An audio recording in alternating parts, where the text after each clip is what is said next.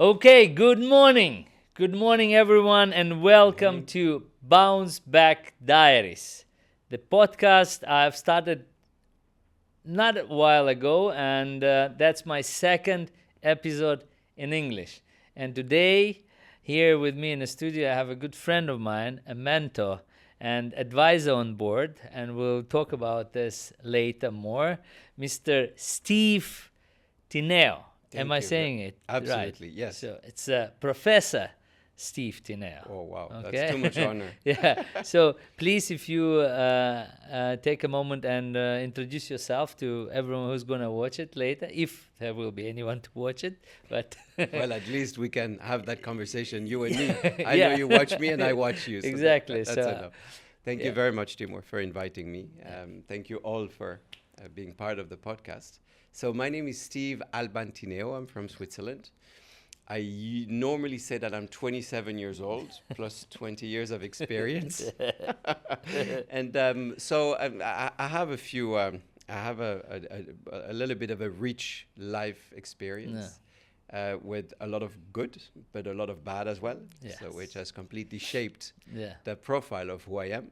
And I think that I must admit that maybe the difficult parts were the most precious to learn. Yeah. I do not wish to go through it again. For sure. But it's actually very important, to recover from your failures, to learn from them. So I think we'll talk about this. So I'm the CEO of a small boutique group called Assertive. Yeah. Assertive is a Swiss company. We have activities around the world. So we have 3 activities.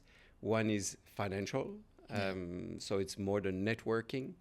Because of Switzerland, we have a lot of banking activities, and so we advise a few families on how to structure their family office. And then so we do a lot of financial and commercial negotiation. So I became a professional negotiator a few years ago. And so I do a lot of complex negotiation, meaning just before there's a conflict or when the stakes are very important. Yeah. So I do in financial, commercial, humanitarian, and diplomatic. Wow. So I was lucky enough to work with a few big institutions. So I had mandates with the World Economic Forum, with ICRC, with the UN, and so it gave me a great credibility. Yeah. So I'm very hands-on. I'm street smart, like you.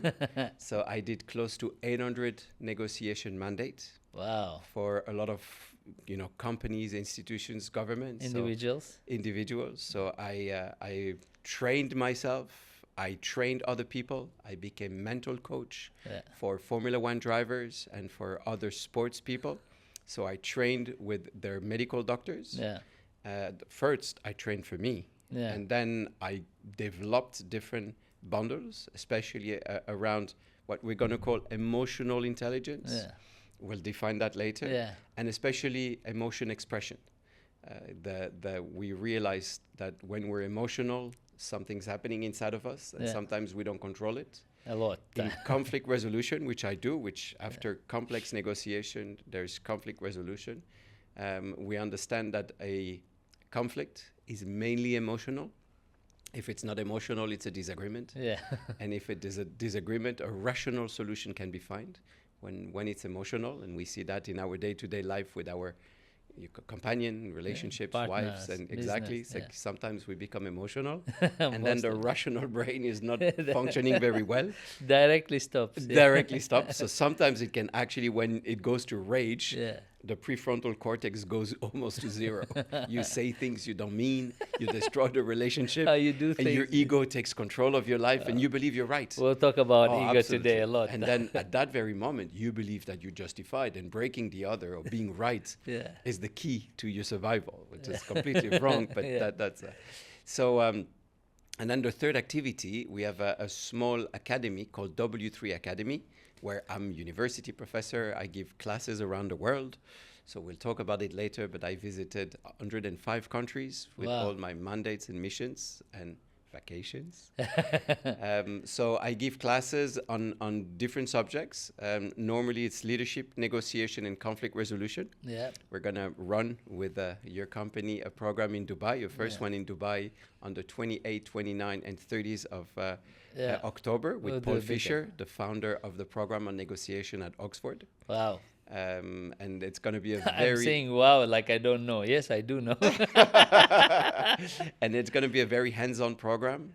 So there's both the academic and the expertise, the practical expertise. We really wanted with Paul to link both, because one doesn't go with the other. And I'll give very specific examples after. So the group is small but very effective. The number of positive resolution we have in conflict resolution is 86%. Wow, that's big, huh? Yes, it's big. And the satisfaction rate we have in all the classes, conferences, master classes, it's over 90%. So it means there are still 10% who doesn't. Oh, well, but that's of course. I would be very, very worried if there wouldn't be 10% of people. No, we shake people. Okay. The thing is, you know that because of your life experience, Timur. But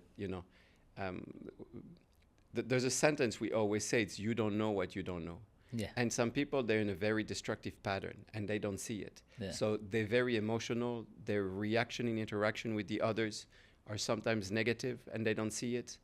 They become their own. I was my worst enemy for years. Wow. Because I didn't see that things that happened in my childhood were affecting me so much. Mm-hmm. And I was compensating so much because I didn't love myself. I didn't like myself. So I had to compensate.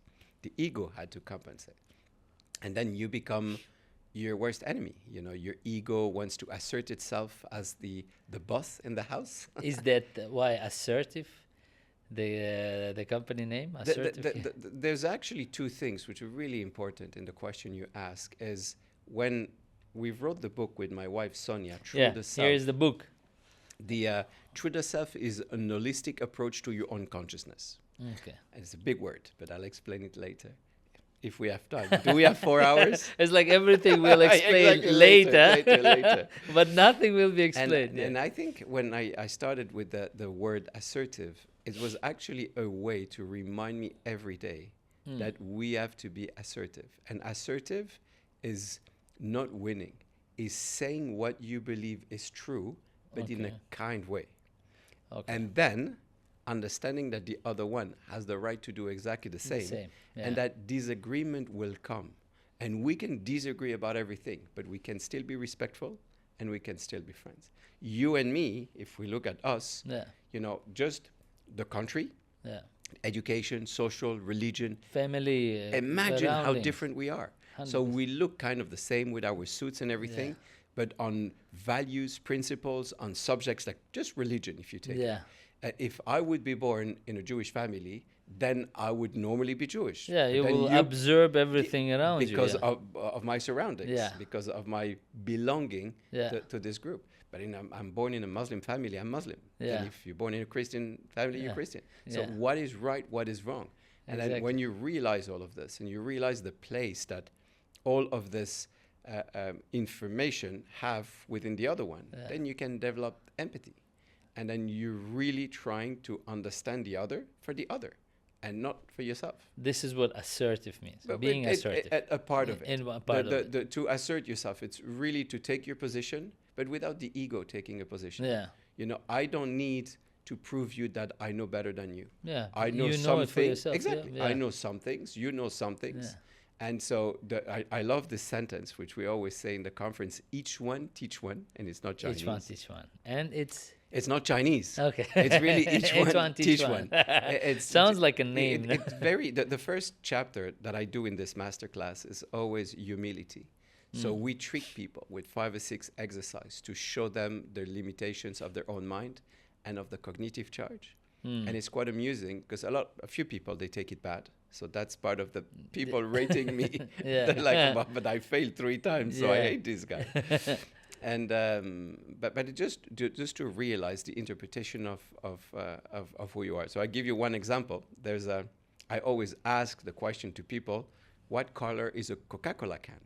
Is what? A Coca-Cola. A Coca-Cola. Coke Okay, Coca-Cola can. People say red. Yes. So I just play a photo of a can. Okay. And everybody sees it red. but there's no red in the photo. And there is there's the shadows and all of the it's done with green shadows, white, and then everybody sees it red. But it's interpretation of the mind. Because you know that it should be red. It is. So you interpret it like this with the shades. It makes you look like if it's red, but it's not. And so there's plenty of examples like this when we see that it's our own mind is limiting us to very limiting beliefs. What you know about life is just a fraction.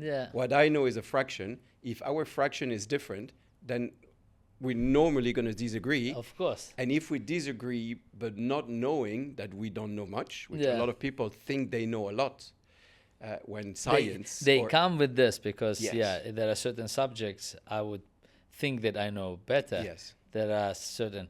And if we have conversation on the subject, I think I know better, we might have a disagreement. One of the most humbling moments in my life is when I started working in Formula One. I was lucky enough to be invited by a Formula One driver to drive a Formula One on a track. Wow. So we rented old Formula Ones, not the recent ones. And I was kind of a good, the local car champion.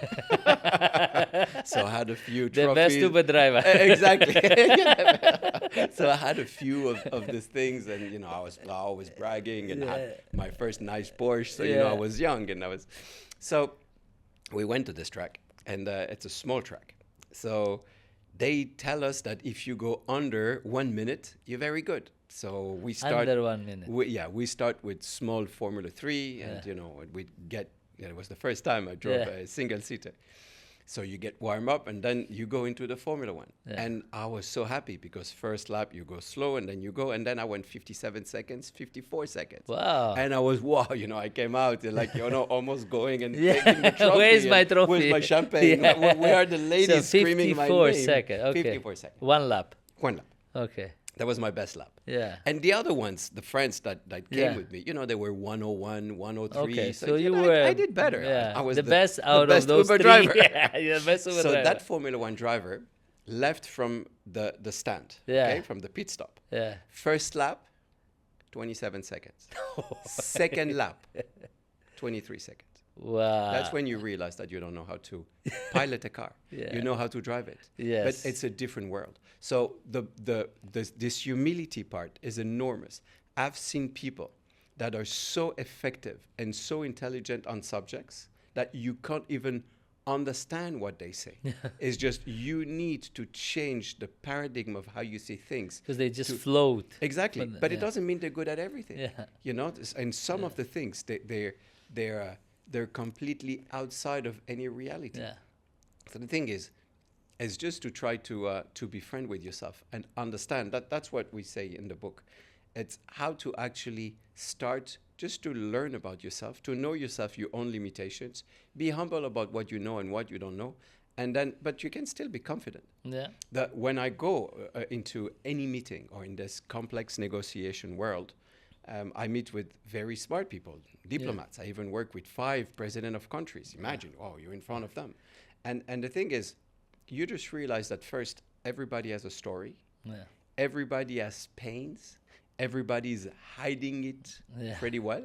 Don't expect that a president is not upset because of a newspaper article or a competitor spitting on them on TV. And then that we all have our own emotional profile. So these people can be very affected by things, and it will change the way they handle things. Mm-hmm. So bringing you to that understanding, their understanding, you sit down with people everywhere in the world, and you just realize that we're all humans after all. So people say, business is business. There's no emotion in business. That's completely wrong. Yeah. Harvard came back in, I think, the 1990s with we have to separate problems from people. Okay. Yes and no. Because, if I have a problem with you, the person I'm talking to has the problem behind. Yeah. So first I need to interact with you. Yeah. I need to create the link. I need to give you a little bit of empathy. I need to give you comprehension. I need to give you the space. It's about person, Absolutely. So it just then, and we'll talk about it later. Next time. It's very difficult when you do conflict resolution, which is very, very thin, because a lot of people, when they're in that state, that emotional state, that's what we're going to talk about, failure and rebound. Later. No, not late. Talk about it. It's important to understand that in that state, they will not be open for communication. Yeah. When you're angry and I start telling you, stop, don't be angry, don't be angry, don't be angry, it's not working. I just make or if angry. I tell you, listen to me, you cannot. But that's what normally happens in couples, in Absolutely. Business partners. Yeah. Everyone is trying to... So emotions, emotion, energetic motion, you feel it. Yeah. You know, it's something energetical. Someone angry, don't even try to make him understand anything. Yeah. When you're high in emotion, you low in rationality. But do you try to calm the person down? Make him express his anger. So give him validation. Yeah. I do that when there's fights every time there's a fight in the street, I go and my wife is like, oh, he's doing it again. And so, I go to them and I make them express their anger. Fight. No, not against each other, for themselves. And sometimes, I give them a tissue. I say, you're bleeding. I take them out. When we're in a fight, we're completely in it. Of course, we are all. And then someone needs to take you out of it.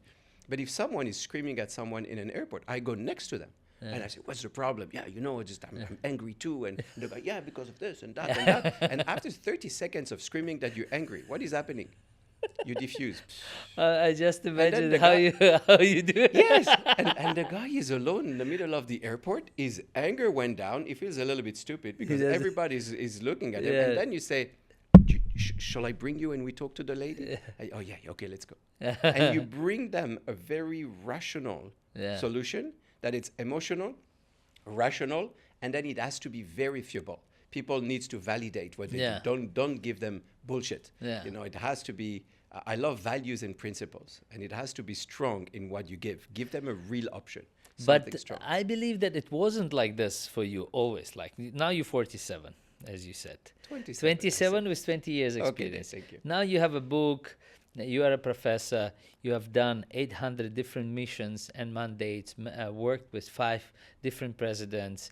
Now you jump into people anger management when they are fighting on the sea. So all of that now, all right? So you are also an entrepreneur and business owner, an investor, and you went, and because the whole podcast, Bounce Back Diaries, started because of my personal failures.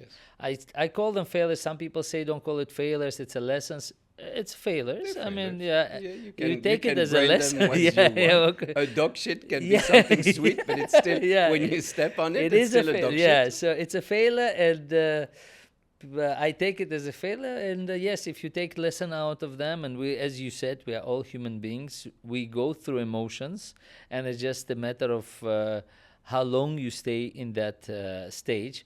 So all that, now when we are more enlightened and assertive and we understand what we are saying, and we even can help others to go through that. So my podcast is more for people who either currently in that stage when they think that everything is just falling apart. And I have a lot of friends. I actually started this to open them up. So absolutely. I'm sending them video to say, look, you're not alone. I know maybe you are going through a lot. You don't want to share. You don't want to say that you're going through a lot because your position obliges you to stay strong. Maybe you have people relying on you. Ego doesn't want them to appear weak. Yeah. So all that, what was before? I mean, but your personal failures. I mean, you wasn't born like this, enlightened and assertive, and. Well, I don't know if I'm enlightened. I try to be assertive, and I try to be a good human being. Okay. Which is already difficult to do. Let's say that. The introduction in the book. It's I traveled the world 10 times for the right reason, but 10 times for the wrong reasons. There's a wonderful Zen saying that say, the master has failed more time than the disciple has even tried.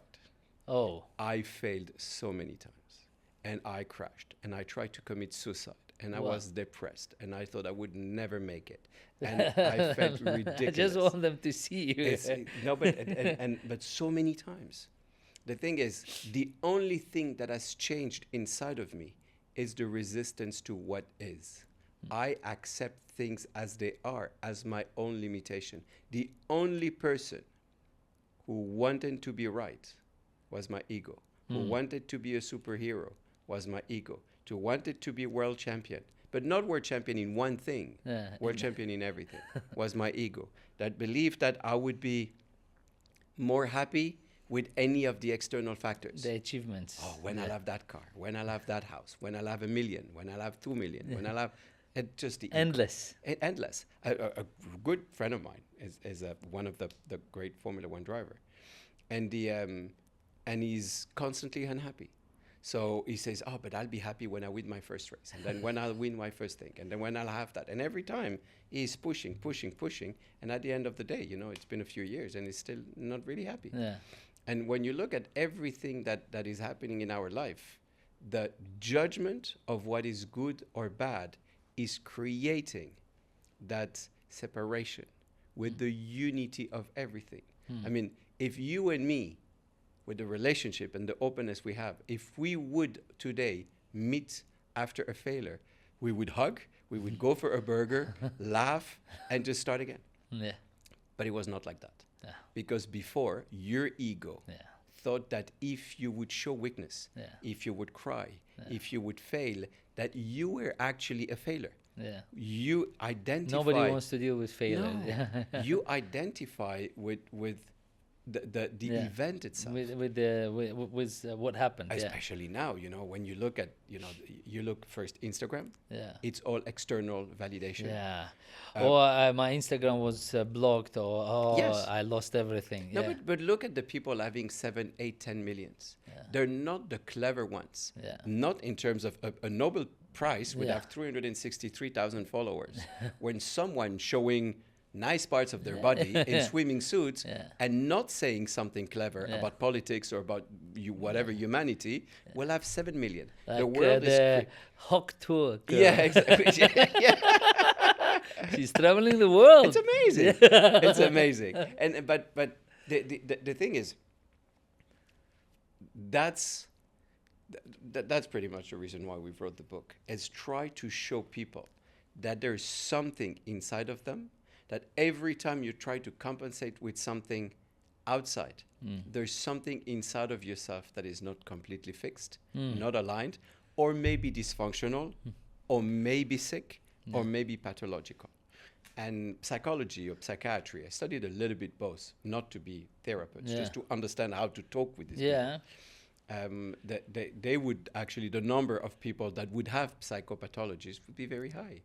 And, just the fact that a huge part of the population has depression. In a depression, your brain is not working functionally. You cannot be rational when you're in a depression because it's an emotional compensation. Then the number of people who have cognitive biases. I mean, you look on social media now with the algorithm. If you trust or you believe in something, download it 5 times. And then the algorithm is, see, I told you. But look, I only have this. But yet it's the algorithm. So you believe, or you tend, with there's one bias, which is called the confirmation bias. Your brain will just look at something which is going to give you confirmation of what you believe is right. If you believe the earth is flat, most probably you went to flat earth forums, and then you will have more of this. So you will always get... And you're surrounded by them. So you're like, but look, they're everywhere. The universe is telling me. The universe send me that amazing photo of a flat earth. And you're like, no, it's not. It's the algorithm. So it's very, very complex. But is that, I mean, as a question to what you're saying, but is that normal to want good things, a good car? Do you want a good car? But the problem is always why. So do you want a good car because of the pleasure of driving it? Or maybe because you're proud of having it, or to show? If without this good car, you feel that your value is less, then there is something. This is the problem. So you always basically, you ask yourself, the minute you want something, a nice watch, a nice car, a bigger house, you ask yourself, why you want it. Then you ask again and again until you find the real reason. You have the right to be abundant. Yeah. I mean, if you look at I haven't read all the philosophies, but if you look at the 6,000 years of written, they say that you have to work on yourself, that it's more important than anything else. You don't have to save the world. You have to save yourself. Okay. And that abundance on everything, not abundance only on money. Yeah. I mean, you surrounded by rich people. Yeah. How many times do you really find them content, happy, and aligned, or true? Never. Almost never. 9 out of 10 people I meet, it is amazing. They are not happy with what they have, and they're always depressed. So I wrote that little sentence in one of the conference on peace that I give, which doesn't come from me, but I don't find who wrote it. So it's not that we cannot feed the poor. It's that we cannot satisfy the rich anymore.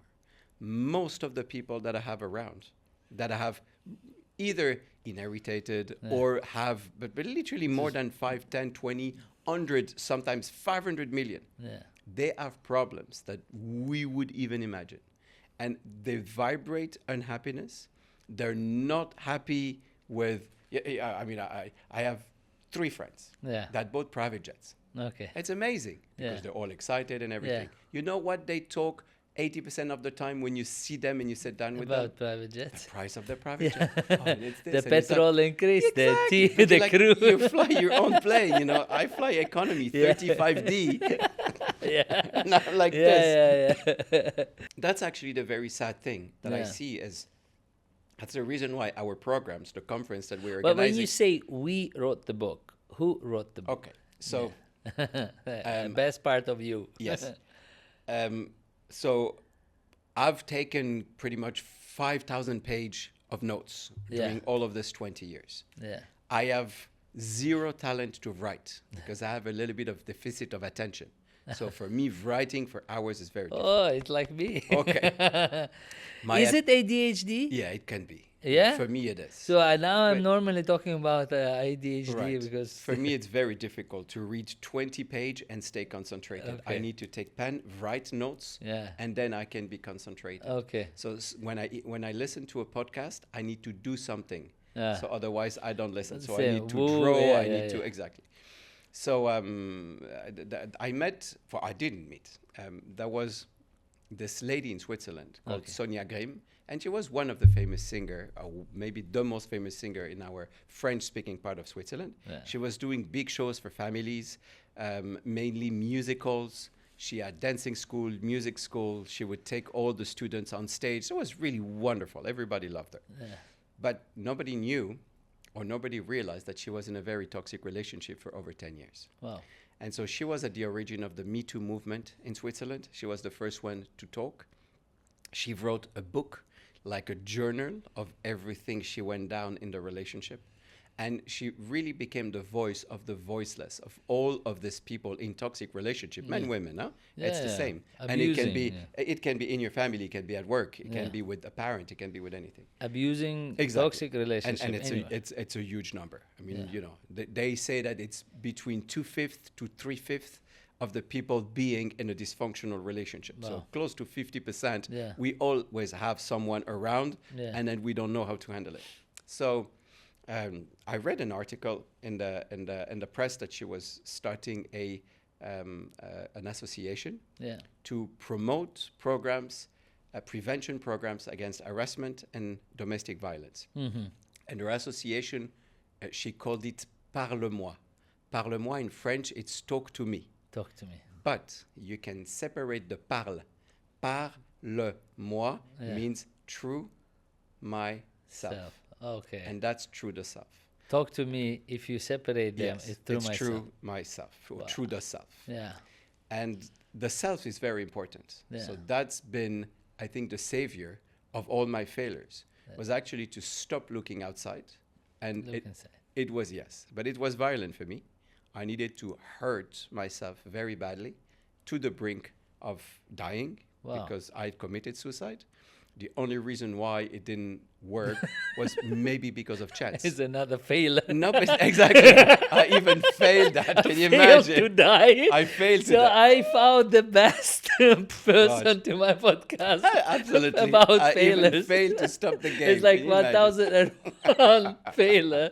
Okay. And, sorry. And so I really looked at everything outside, and I said that there's no options. I've changed the cars, I've changed the job, I've changed the girlfriend. It didn't work. No, it didn't work. And then that emptiness, which a lot of the rich people, they talk about this emptiness. You know, I talked with a lady a few days ago, and she's really wealthy, to a few billions. And so that was the first meeting I had with her. She literally looked at me and she said, I have everything outside, but I have nothing inside. Wow. And that's exactly how Sonia was feeling. She didn't feel that she was respected, loved, worth it. She believed that she was just a character, and she didn't understand why she was here. So her vibration was actually she wanted to disappear, which it's a nice way to say that you want to die. Normally when you have kids, when you have kids, you stay because of them, but still you want to disappear. I didn't have kids, so for me it was kind of easier to try to want to stop the machine. And so I sat down with her. So after the article, I sent her a LinkedIn message. You know, I know complex profiles and I know a little bit of all of this violence. Can I help your association? She answered. She invited me for lunch. I sat down with her. And then she was telling me she wanted to write a book, she wanted to do this and that and that. But I realized that by her vibration, you know, we feel a little bit the aura of the people, that she didn't reconstruct herself. So from one toxic relationship, she jumped into another one. It was different. But less abusive. Different, but still very abusive. And she didn't realize that actually, you know, the what I'm going to say is really violent. But if now I insult you or I smack you, if you stay and you let me do a second time, you co-creator of the following. You also the first time you need to go. My mother, sadly, she met this really good-looking Italian guy with a Fiat 500. Ciao. And so 9 months after, she married him, and the first night of the honeymoon, he beat her so badly that she broke the sink in the hotel room. Wow. And that was my father. She stayed 14 years because she was trapped. And she said it before she passed away. She said that she was victim of our father only once. That first night. The rest of the time, she was co-creator. I mean, she knew that one day it would turn against the kids, but she didn't have the understanding. She didn't have YouTube and learn.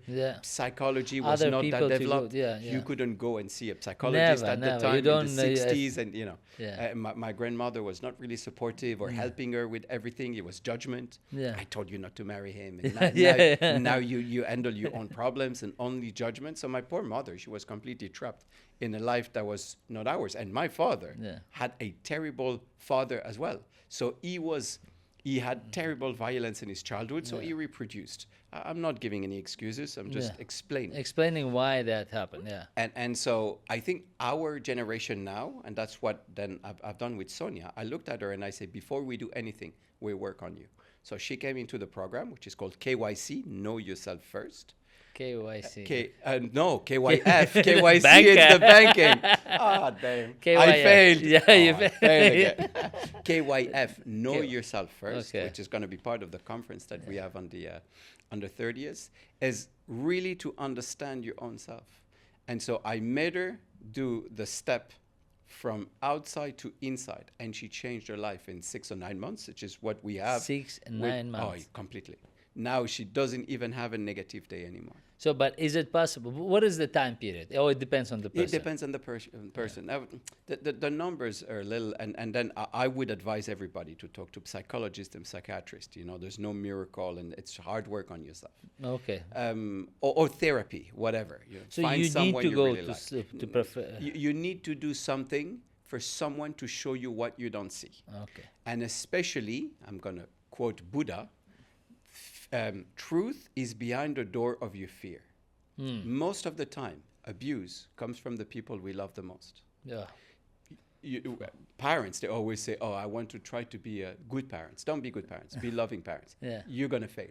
You're going to push him to do guitar. He wants to do piano. But he's not going to tell you, so he's going to be happy. And then he wants football and he wants tennis. And then anyway, you have a business trip on the day that is the most important for him. And you're going to miss it. And he's going to hate you. And, whatever you do, I mean, you're going to fail. So be loving. Love cannot fail. And so the numbers are a little bit difficult. So they say, the psychological community, say that out of 100% of the population, we're all having something dysfunctional. It can be emotional, it can be, or you've really worked on yourself, or you're enlightened. Yeah. Sat down under a tree and suddenly something happens, which never worked for me. With my hyperactivity, with your ADHD. And I'm like, where do we go now? Meditation. What do we do? Exactly. So they say that normally 80% of the people are not really favorable or capable of doing a very deep inner journey. On themselves. Yeah. Exactly, to really see what's wrong. And that within this 20%, 5% are really capable, like you're one of them. You're really capable of sitting down and say, wow, this is what I didn't see. I fucked up. I failed. I this. But not to blame yourself. When you told me yesterday, we had a wonderful conversation in your office. When you said, I didn't see all of this. My ego was doing that. I mean, you were not sad about it. You were not in pain about it. You say like, well, I hope I'm not going to do it again. Thank you very much. I've learned my lesson. But that's what people don't realize. It's by facing yourself.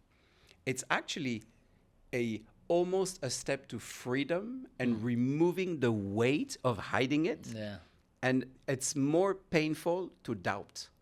It's more painful to say, no, I don't want to see. No, I don't want to change. No. When you say, hey, I failed. I did this and it didn't work. And, I literally failed miserably a few times in my life. And when I look at it, it was ridiculous. It's like, it's not me. The guy looks like me, but it's not. I have a twin. His name is Jeremy. Cuckoo, Try to hide it under the carpet. There's a sentence I say in the conference. I always make people laugh. I normally never make the same mistake twice. I do it 10 or 11 times just to be sure. That's the exact argument I had with my when she says, you're doing the same. I said, why do you always say that? I never do the same. I do thousands of mistakes. They're never the same. They just look a little bit different. Change a little bit just to be sure. Like if I say I don't trust this guy, I don't trust this guy, but I will trust another guy and for the same thing. But that's important. The thing is, you have to understand that to be the entrepreneur you are, well, your brain needs to function its own way. And because nobody is telling us how we function, the brain, emotionally, socially, but we need to learn. Somehow. And by testing, by trying, that's actually a way of learning.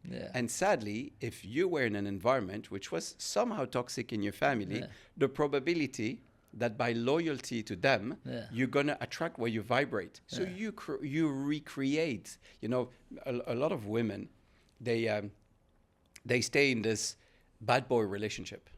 And then when you tell them, but what's the rules that you have in this? Well, he's never there. I don't have any place. He just comes and give me a kiss and goes. And I say, well, how was the relationship with your father? And I say, my father was never there. He was always traveling. He would not be there. He would come give me a kiss and buy me a bag, and that's it. So actually, you've recreated. Attracted the same. Not at all the same externally. It looks different because of it. But the feeling of not being valued, not being followed, cared, or not loved, being listened, or not being cared. And so it's actually the same. And when we understand that we are the co-creator, and I'm being very careful with my words, because I was not the creator of my father's violence. But I'm the creator of how I will deal with it after. Do I want to victimize myself? And a lot of people calling Sonia's association that are in toxic relationship, they are good in this victim state. Because it gives a lot of comfort. Victimization and guilt, they're both of the lowest energy you can have. Gratitude is the highest. Just say thank you. Look around. Look at that very moment. Yeah. Look at you. Look at me. We here. We laugh in the car. It's gratitude about everything. Just say thank you. Yeah. That's enough. You don't need to love. You don't need big words. So you start with saying thank you. By looking. Look at that. I mean, with thank you. I made a calculation, which I'm going to do to your team later. So we are in healthy, wealthy, and safe environment, okay? Which is you and me, which is much more than at least 5-6 billion people on the planet. Now add animals. Yeah. Just for animal consumption is 60 million animals will be killed this year. So take your lifetime over 100 years. Yeah. And I didn't count the fish, I didn't count the insects, I didn't count anything. To be reincarnated in the same kind of profile that you have now, being healthy, wealthy, and I'm not talking super rich, just being great. The chance is 0.00000000000000001%. Wow. That's how much chance you have to be in the same... Just the same condition. Wow. And so when I look at my condition, I'm like, oh God, I'm not Elon Musk. I'm not Barack Obama. Yeah. I'm not a Formula One driver with 300 million. Yeah. Shit, I'm not my private jet. Yeah. And you look at all of what you don't have. And then you look at all what you have. I mean, you come from a humble background. Yeah. You had to work your way out. Me too, same. Grew up with my mother, and she was working in a school, but nothing fancy, nothing at all. So all of this was hard work. Hard work. Yeah. But like the majority of us, we look at the 5 Instagrams that made it. Yeah. We look at the 5 Formula One drivers that make it. But for one Formula One drivers, there are 100,000. For one Timor, there's maybe 10 million unsuccessful entrepreneurs. Yeah. But they're good people. Yeah. They're smart. They're just not the same environment, didn't have the chance to meet the right person at the right time to write everything. It's just, that's a call for humility, just to look around and bring a little bit of philosophy. Yeah. Just to sometimes stop and just realize that, wow, it's okay now. Yeah. It's okay to fail. Yeah. It's okay to not be great. It's okay not to look good. It's okay to be, and then try to learn how to love yourself the way you are. And the thing is, there are no other ways. Sonia is a very beautiful woman. She didn't find herself beautiful. Yeah, she knew she was a doll because she could see and she had great body. She and has something to compare. But she didn't find herself beautiful. So when people would say, oh my honey, you're so sweet, she was just like, I'm not even really interested. Yeah. Someone would even give her a very kind compliment. She would not take it. And so I always thought that I was stupid because my brother was jealous and he made me grow up in our environment like I was handicapped. And so I grew up thinking that I was handicapped. No Oh, way. yes. Wow. But very badly handicapped. And because of ADHD, because of the the high potential profile that I have, my brain is functioning a little bit differently. I was not like the other kids. So jealous brother, 2 years older than me, not giving me any chance to do stuff. I would do Lego and everything. He would come destroy and do for me. So I grew up saying I'm completely dysfunctional. I grew up until the age of 27 believing that I was a fraud. Until age of 27? Yes, believing that I was a fraud when I started meeting doctors. No And then way. they could put names and things on things. I never went to see a doctor before 27. Or a doctor, meaning a psychologist. So you look around, everybody fits the system. I didn't fit the system. I could be very good at something, and then at school, because of the ADHD, I would be in the back of the class, and I would fail all the time. and so everybody was like, "But Kiki, go play football." And my brother was super rational, super academic. He would sit in front of the class, and he would get the best grades. So he jumped classes and What's everything. the difference? You said 2 years. 2 years and 2 months. Yeah. So the thing is, I grew up in that stupid environment where I never cried. I loved every bugs, everything. My best friend was a dog, which I tattooed here. Yeah. And so my world was completely different than his. And the problem is, in that rational thing, well, if you're good at school, you're a good boy. If you're not good at school, you're a bad boy. Yeah. So the thing is, That's how it is. I was always the bad boy. Yeah. But everybody liked me. I was always funny. I was always kind. I was always helping. I was always delivering for the pharmacy, for the old ladies. I was always the captain in my football team, at taking care of the others. But nobody never see my football games. So they didn't even, that was not important. So I grew up in an environment which was, I didn't have my own identity. But it was not even really bad. I mean, my father was violent, but when he left, my mom was alone. It was not that toxic at the beginning. But still, when it's broken, it's broken. Yeah. You know, when you go on your own, you go on your own. And then you, like Sonia, you believe that you're not worth it. And so we started that work. I was very rough on her. What was it a part of therapy? A part of therapy. She had therapists. For me, what I try to be with these people, like when I coach a sports people or even someone high up, I'm just a mirror of themselves. So I make them, I've tried to teach myself. That's the reason why I call it holistic. I don't know everything about all the therapy. I know the basic enough to give one phone call away. My mother did something really great. One day I was 10 years old. I was looking Professor Jacquard, which is a very famous French scientist, and he was explaining amazing things. And I looked at my mom and I said, Mom, I just realized that I'm never going to know much. You know, there's this guy, that guy. And she told me, Steve, you have a revelation. You always need to be one phone call away to have your next question. And so I've really built my life with circles. And you know, they say that you're 7 circles away of knowing everybody. Yeah. So I'm 7 handshakes, we say. Exactly. Yeah. So I'm personally connected to the King of England. 7. Not be invited for his birthday, but maybe King Charles, if you hear me. if you're gonna watch my podcast. Exactly. Hello, Mr. Biden. I'm your great. So the thing is, one of the program I give is the power of questioning. Okay. Having the answer when you think of it is not important. Having the right question is important. That is the most of everything. Your staff will receive today a list of 250 of the most accurate questions. You will receive it as well. You can. I'm getting goosebumps. You know why?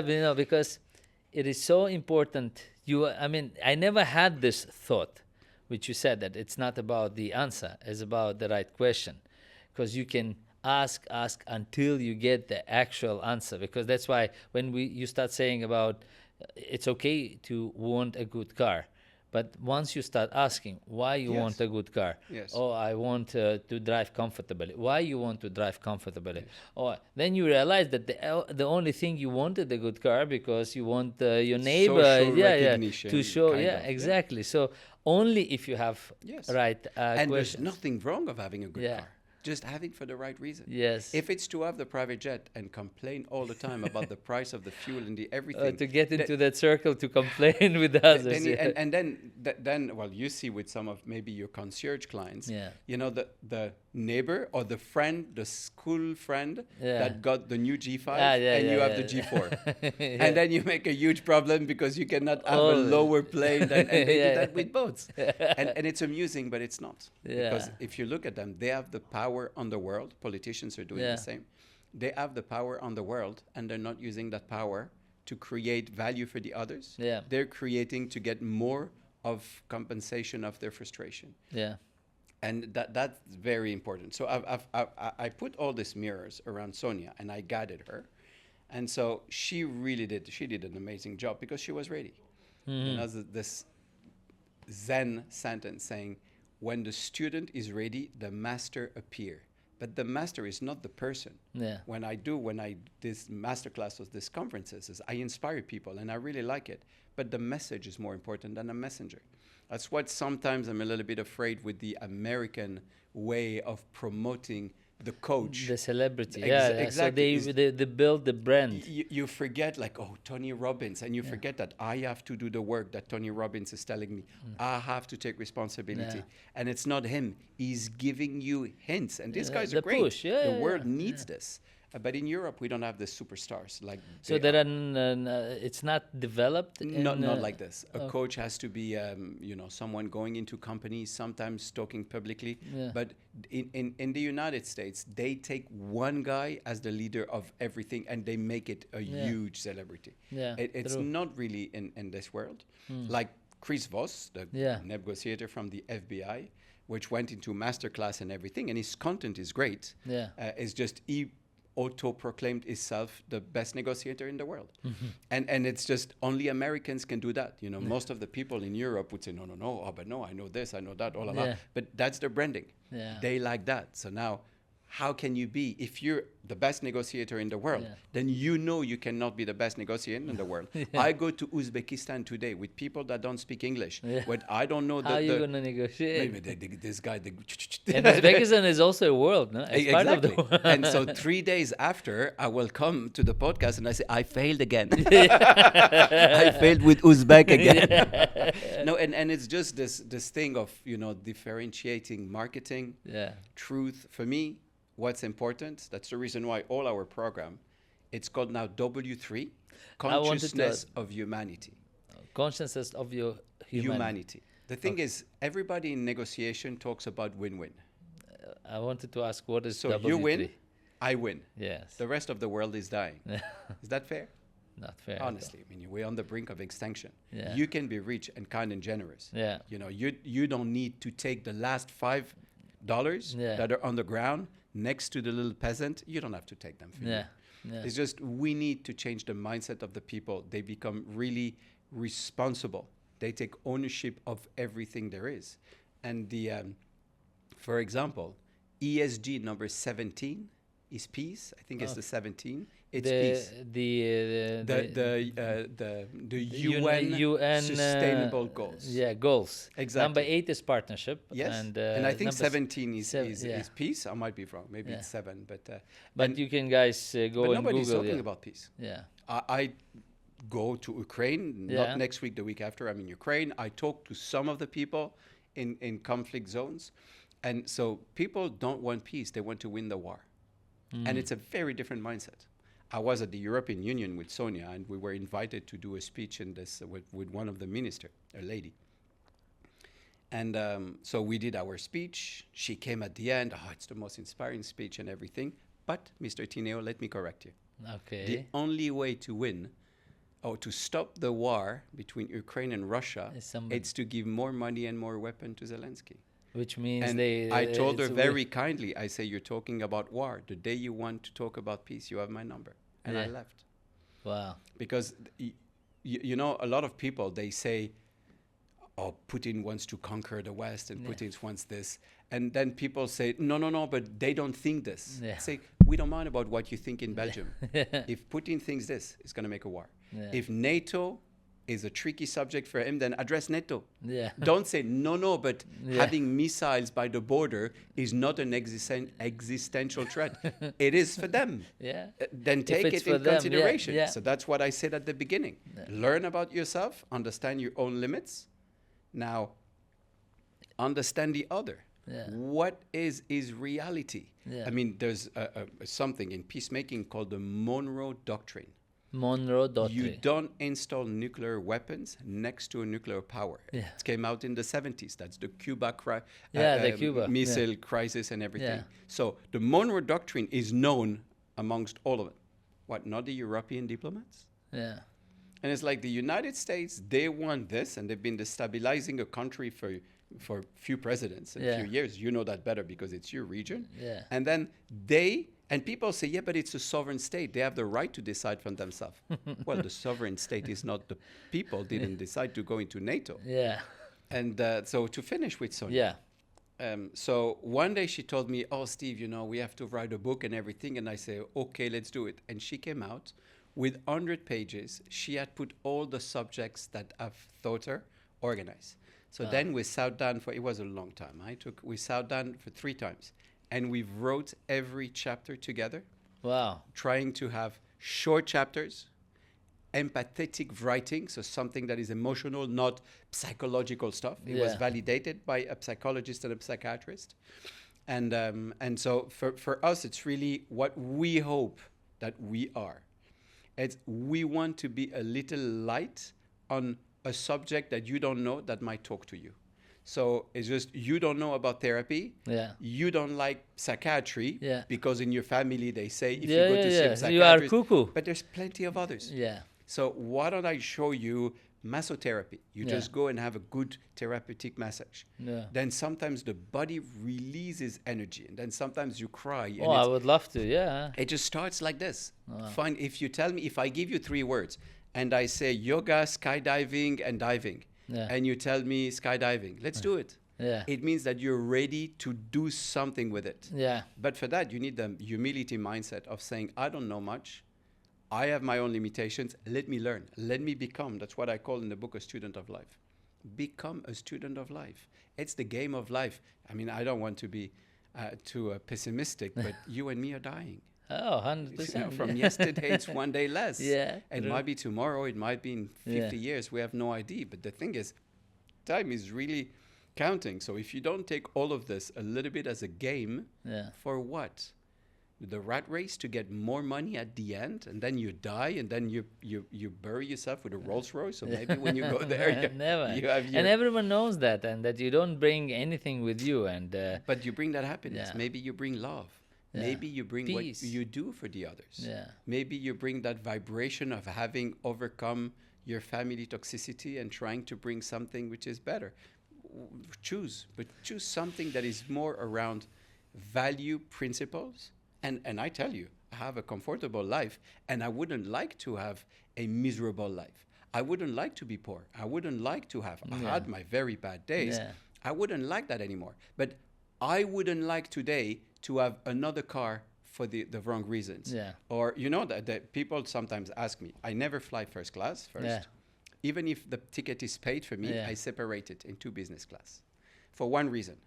When you fly first class, next time you fly business class, it's a downgrade. Yeah. So my brain is economy, and most of the time people pay me business class. Yeah. And then I'm happy. Yeah. But if you change your mindset, you're always downgrading yourself. Yeah. And that's the worst for the rich people. It's just suddenly there's something you don't have. And it's like, it's a constant. Then becomes a constant race. It doesn't stop. Yeah. We talked about the size of the plane, but it's really like this. For some of the people I know, it's really my plane now is too small. You know, in the conclusion, what I wanted to share as an insight to whoever is going to watch, and because I will ask you, this is the result of the work you had with Sonia and your wife, and I'm happy that we met. So this is the result. But I'm sure that the process... Oh, yes. Let's do a podcast on the process. Of course, because... I have a lot to say, and we can even... The book is not important. It's not about the book. It's about what's in the book. Exactly, because what I'm doing... I got an offer, as you said, as a Zen said, that when the student is ready, master comes, right? So I wanted to write a book for so many years, and I didn't know what to write about, even though I had a really interesting life with all the ups and downs. And then I think when I was ready, I received a message from a guy on Instagram. He said, why don't you write a book? And I said, okay. And it's the person I never met physically, only online. And I start recording he said, just start sending me voice messages with different stories, and I'll put it in a book. So I did. And you know what I've realized? And I actually told him, and I said, I want this to be an opening of the book, because I said, I've realized that writing this book is much more important than the result. I don't want to see the book yet, because the result was that, you know, the stories I told him was a complete different from how I believed in them. So I made myself believe in those stories. I presented myself to me as a hero in those situations, believed in them for so many years, like, oh, this guy cheated me, or this guy did this, or in this situation, it wasn't completely my fault. While only recording those stories, I actually told him the truth. I said, this is truly who I was. I mean, I have no shame that I was like that. I can't blame The shame is very important. Yeah. I wish that the listeners, if there's one thing they need to remove, is the shame and the guilt. The shame of being wrong, it's terrible. Yeah. I mean, you know, Eating we are you. wrote Yeah. all the time. Yeah, And I think Sonia wrote a wonderful sentence in Yeah. the book that comes from a text called A Course in Miracle, written in the 70s. Do you choose to be right or do you choose to be happy? Oh. My answer is Yeah. immediate. Yeah. Being right for what? Yeah. Let's hug each other. Yeah. And then let's have a drink. Yeah. And let's be happy and let's laugh. And Always. let's look at the sunset and Yes. let's create something of value. Why do we want to be right in arguments? Yeah. When you realize that it's your ego, like you said, your ego was very strong. Your ego wants to be right because he believes in power and domination. And I would really gladly organize a few other talks about really the process and some subjects, or how to open it from the inside and how to break the shell. Couple of words how we finish this part 1. For sure the part 2 is coming. No, part 17. Yeah. I need to fail a little more. So first of all, as Steve rightly said at the beginning, you will see this episode before our event on 30th of this month, September. No, the event October. is 28th, 29th, and 30th of September. 29th, and 30th. It's a leadership, negotiation, and conflict resolution masterclass with official certification from the Maverick Business Academy, done in partnership with Enlightened Minds, your company. And it's really 2 aspects. It's academic with Paul Fisher, the head of the program on negotiation, leadership and negotiation at Oxford. And then the experience, we give a lot of classes together, so we know how to interact. And it's really for people to have a triggering experience into something a little bit different than just learning the tools. And I give you one example. Before, I used to teach negotiation to people. Yeah. So when I had a student who was a liar, manipulator, and toxic, he would get tools to be a better negotiator, right? Yeah. What would he become? A better liar, manipulator, and toxic. And we don't want that anymore. I don't want that anymore. Yeah. Be whoever you want. Yeah. But if we can teach you to be a better human being in negotiation, leadership, and better with the employees and better with you, that's wonderful. That's consciousness of humanity. And that's the W3, win, win, win. The third win being the world. Yeah. We need today to protect the world as a unity and all of its inhabitants. And humans are definitely inhabitants. Wonderful. So I will leave under this video all the details and links to join the training seminar, which is again on 28, 29, the 30th of September. Of October. Of October. We can do one in September if you want. 28, 29, 30th October, 10. This next month. Next month. Yeah. No, so next month. Next month. It's still August today. Oh, yes. We're 28th of August, so it's in 2 months. I'm not going to speak for 2 months now. That's impossible. So we're definitely going to do something before that. Okay.